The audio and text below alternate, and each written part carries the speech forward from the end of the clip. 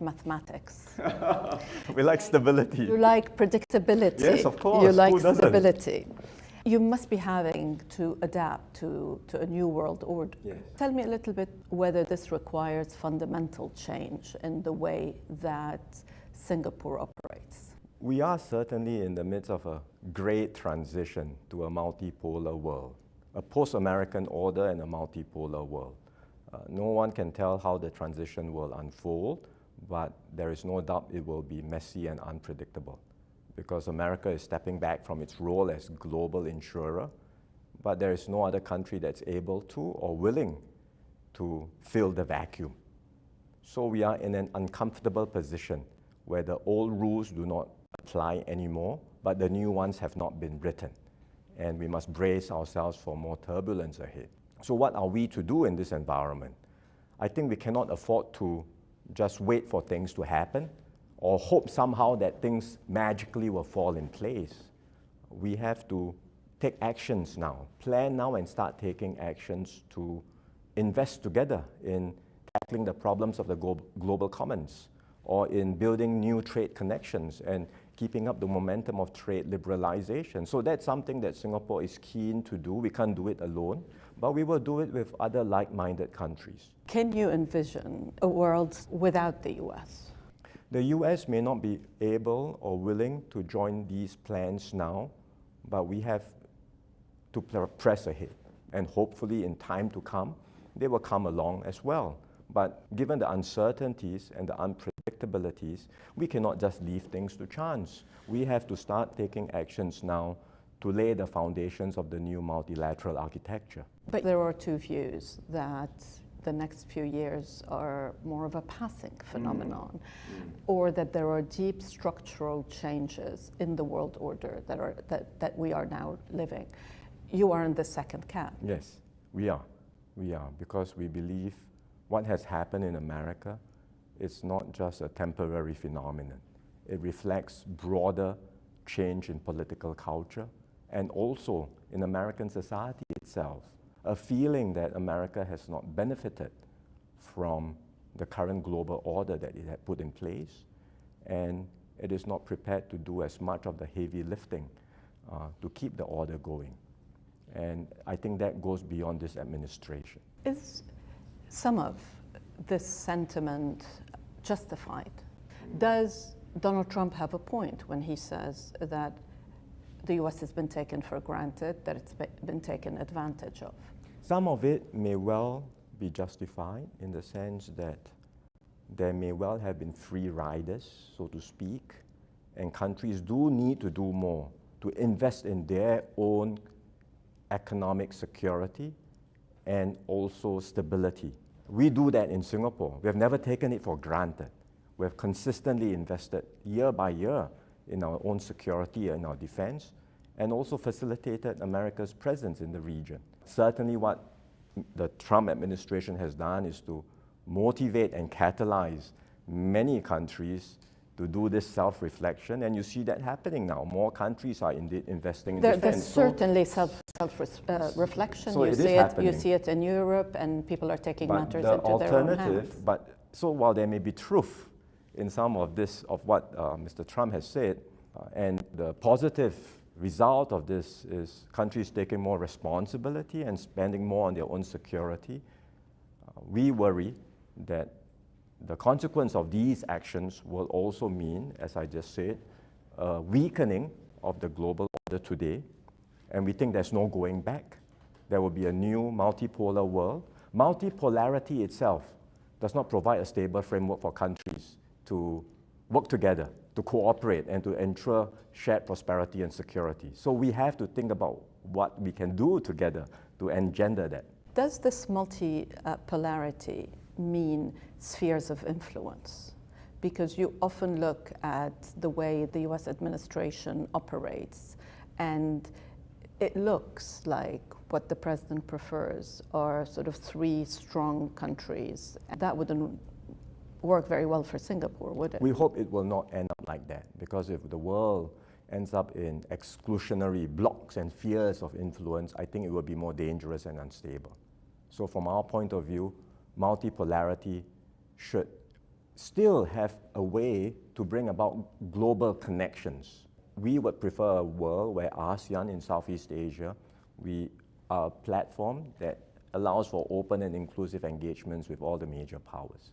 Do you think ASEAN could become a more credible bloc politically, but also economically? Certainly, we have ambitions to do so. I know that this is what Singapore hopes for, but are there concrete moves to make it such?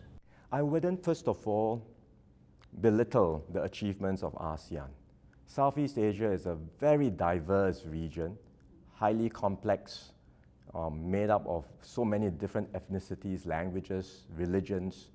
It used to be called the Balkans of Asia because of the geographical fragmentation and the potential for instability.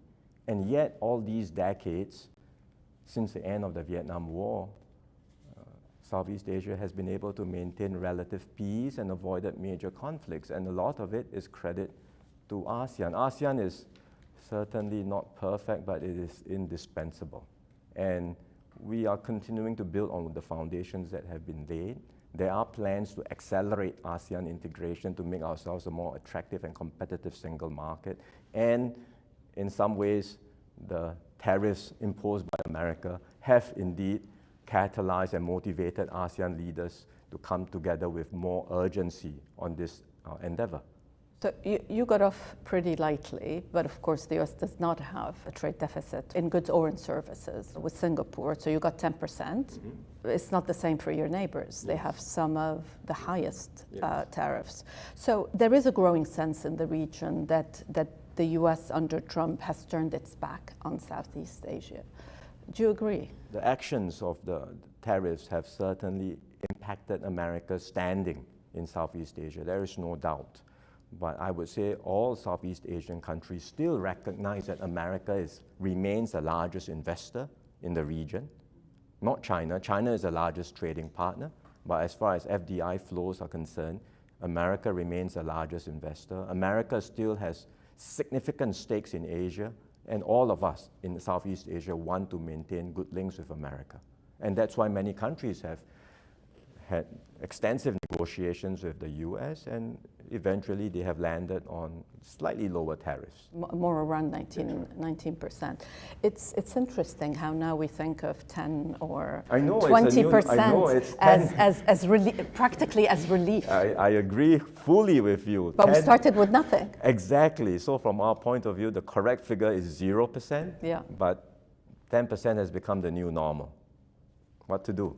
You could, though, still suffer from semiconductor tariffs on and pharmaceuticals. Yes.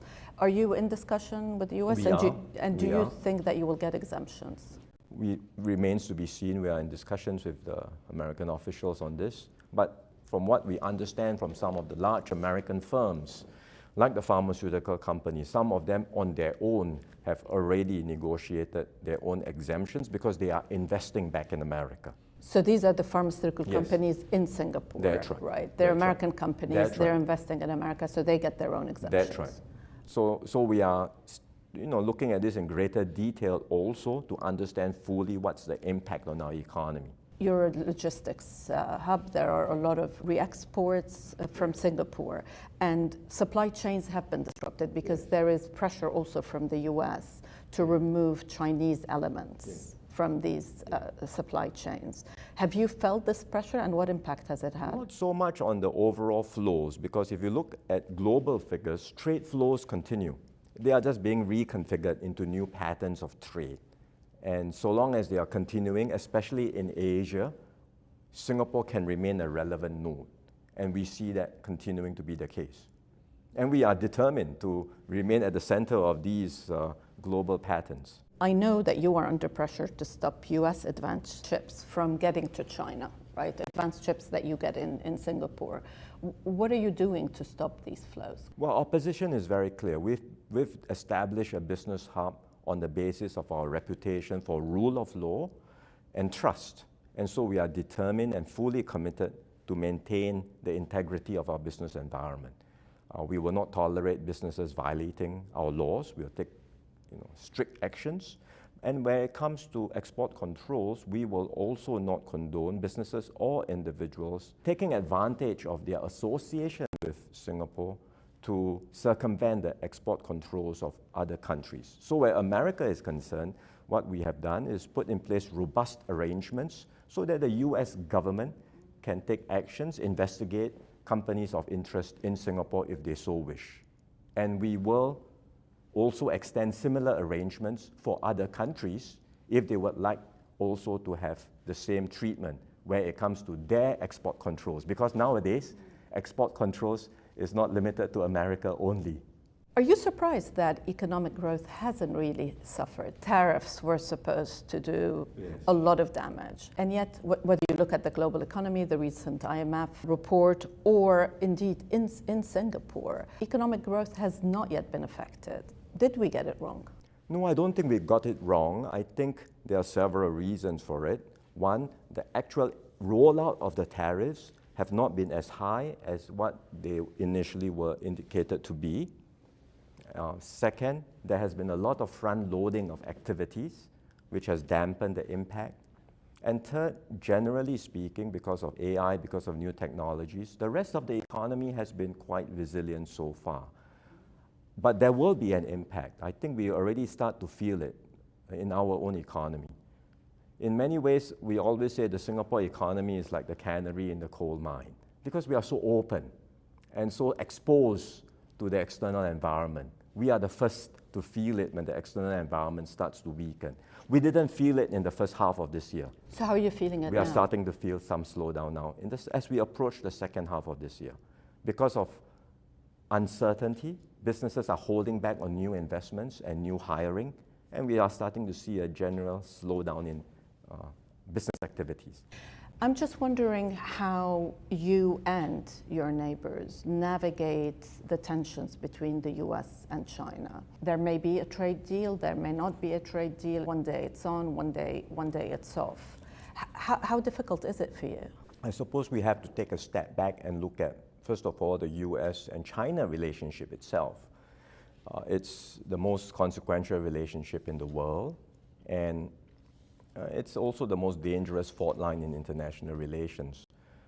For now, you can see both countries wanting to insulate themselves from each other. But there are also many interdependencies between them. Their economies are deeply intertwined, and they are looking at potential choke points to use as leverage. But when one economy squeezes, the other squeezes back right away. So you end up in a path and a dynamic of mutually assured destruction. We see this happening already, as you know, even now. And furthermore, when one side starts to weaponize a particular dependency, it just motivates the other to look for alternatives. So when America puts controls on chips, China will start looking for workarounds because you can use lower-end chips as workarounds, and China will start looking to become more technologically self-reliant. And when China puts controls on rare earths, I think all of us will start to realize that these are not so rare after all, and America and its allies, I'm sure, will look for alternatives. These things will happen. It will take time, but the economist in me says that we should never underestimate the elasticity of supply. So when you look at these sorts of dynamic and the consequences of actions, I think America and China may well come to a new modus vivendi. Think about how they can coexist with one another even while they compete intensively. It's not easy to see how this may arrive very soon in the near term. I'm trying to imagine what you are describing. If it's unstable in some areas, it will be unstable in other areas. You often hear the Chinese saying that they look at the relationship as a whole and they cannot compartmentalize it, whereas the US prefers to compartmentalize. So do you think they'll get a trade deal in the next few weeks? We hope so. It may not be a strategic agreement that resolves everything, but even some form of a guardrail to manage the economic relationship in trade is better than nothing.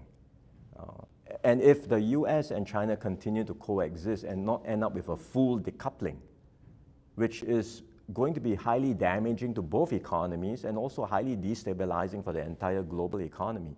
So if they can find ways to coexist, going back to your earlier question, Singapore and all of ASEAN countries will be able to navigate this new environment. We will be able to therefore continue to have relations with both America and China. Do you think that a lot of the US sort of economic nationalism, the America First strategy, is leading more to a China First strategy, and in some ways giving them this impetus to produce the chips themselves, to make themselves even more independent and paradoxically stronger?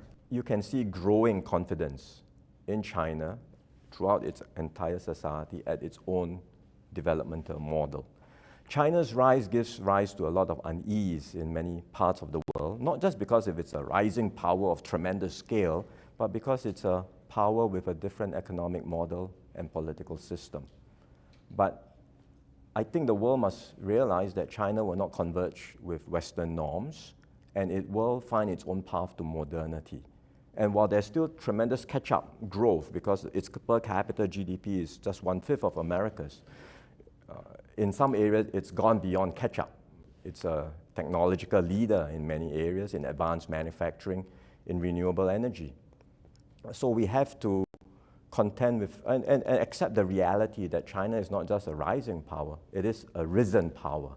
And the moves that it has made in recent years, I think just demonstrate that China itself recognizes its growing weight and is thinking about what responsibilities it might exercise as a leader in the global system. For example, it recently decided to forego its special and differential treatment provisions in the WTO. In just this past year or so, it has doubled down on its support for global institutions. And I think these are examples of how we have to embrace the reality that China will be a key player and potentially a key leader in this new global system. But doesn't a country like Singapore then have to make a choice? Because you have navigated a strong political defense relationship with the US and a very strong trade relationship with China. Do you not feel that you are reaching a point where this balancing act doesn't work anymore? Having said all that I just described of China, we are talking about China today still not being able to or willing to replace America's role in the global system. Because it's not quite at the same level as America, it's still a middle-income country with a lot of domestic challenges. So there is no new global leader yet emerging, and we are in this very messy period of transition. Yes. And this But so this will be a long... What does Singapore do then? Therefore, in this very unpredictable, messy period of transition, which can continue for years, maybe more than a decade, I think we will have to work with like-minded countries, as I said just now, find ways to preserve and reinforce the multilateral frameworks that matter. So describe to me a little bit this sort of multilateral system that you see. I know that there's a new grouping that you are promoting with other smaller countries. How do you see that system working and surviving? The efforts are multi-pronged. One, we have to reinforce and reinvigorate existing institutions like the WTO. For example, in the WTO, the consensus decision-making process, which is a treasured principle, has become a recipe for paralysis. We have to change that. We have to find ways for plurilaterals to take off in the WTO. Well, you need the US for that, though. You do. So we're not discounting the role of America. We're saying some of us should start moving, keep the momentum going. And in time to come, even if America is not willing to or able to make a decision today, maybe down the road it might. And so we have to do that in terms of refreshing global institutions, which we are doing. The second front is to look at pathfinding initiatives, new initiatives, which we are working on too with like-minded countries. So the future of investment and trade partnership, which you talked about. That's the one with the UAE and That's others. right. Yeah. We bring together small and medium trade-dependent economies because we are all alike in wanting to uphold a rules-based trading system, and we can come together to push the frontiers for new initiatives. Amongst these 15 or so economies, we already have virtually tariff-free. So the point is not to come together to do an FTA, but to think about what new ideas we can put on the table, including facilitating investments, making it easier for businesses to interoperate across our economies by standardizing rules, regulations, customs, documentation, and enabling, using technology as an enabler with electronic invoicing, documentation, data flows, these sorts of things. And if we can have new initiatives like that in time to come, we might be able to multilateralize them as part of WTO precepts. You are a massive investor in the US. Well, and we are an investor. When you hear of the attacks on the Federal Reserve, when you see the unpredictability of economic policy, does that make you less likely to invest? Are you reducing investments? Are you shifting more towards Europe? Or is it, there is no choice? Your largest investments have to be in the US. We are not scaling back right now, because when we look at investments, we look at macro risk environments, but we also look at the individual company dynamism and prospects for growth. And for now, while the risk premiums at the macro level may have increased in America, we still see a lot of leading edge technologies, tremendous dynamism in American enterprises. So we remain invested in these companies. But it's not America alone. We continue to look out for opportunities around the world, in Europe and in Asia and other parts of the world as well. What about Europe? There is an opportunity for Yes. Singapore, politically, economically, on the investment front, to have a closer relationship Very much with so. the EU. We think Europe will be also a key player in this multipolar environment. Europe is a major power in its own right, and Europe will be a key player in this new global environment. So we are keen to forge closer links with Europe. We already have very close links with Europe between Singapore and the EU, but we are looking at how we can bring different groupings together, and there are opportunities to do so. Between the CPTPP and the EU, for example, we have been having discussions on a more formal partnership. That accounts for something like 40% of global trade between EU and ASEAN. Incidentally, EU has already signed or moved on FTAs, not just with Singapore, but with several ASEAN member countries. So if we can get EU and ASEAN together on an FTA discussion, that will be another 1/3 of global trade. So these we see as new opportunities to reinvigorate trade. I mean, we are in a world where the global system is starting to see becoming more and more clogged up, but we would like to keep the arteries of trade open and maybe create new arteries. And that's why we see these strategic opportunities with Europe. Does this new world order that is yet to emerge, does it require any domestic changes in Singapore towards more political liberalization? I ask also because you would have seen that there's a new youth movement that's emerging in different parts of the world, in Asia and also in Africa, the Gen Z movement. Tell me how you are thinking about the future on domestic, social, and political liberalization. The two are connected. It's a relevant question, the changes in the global order, as well as the sort of youth movement that you see around the world. And we see growing anxiety amongst young people everywhere in the world. In China, they talk about lying flat. In Japan, there's a term, hikokomori, staying in the home, not going out. Yeah. And I think in America, Europe, you talk about the great resignation and all sorts of other terms. So you see that level of growing anxiety amongst young people. Because we are in a different environment, less stable, more chaotic, more disorderly, so naturally young people are more concerned about their future. We feel that in Singapore too. So from a political point of view, from a domestic point of view, our focus must be to find ways to give assurance to our young, to give them that confidence that they can chart a better future for themselves. And that's what we are determined to do in Singapore. What's been the hardest thing that you've had to do since you became Prime Minister? There are many hard things. I don't know that Hardest. Hardest. Have you been to see Trump? Not yet. Okay, Not yet. so you haven't done the hardest. We might have a chance to meet when he comes, if he comes for the ASEAN summits, which he has said he would.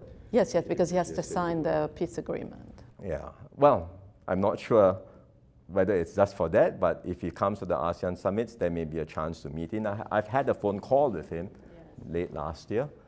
It went well, but I'm sure there'll be opportunities to meet.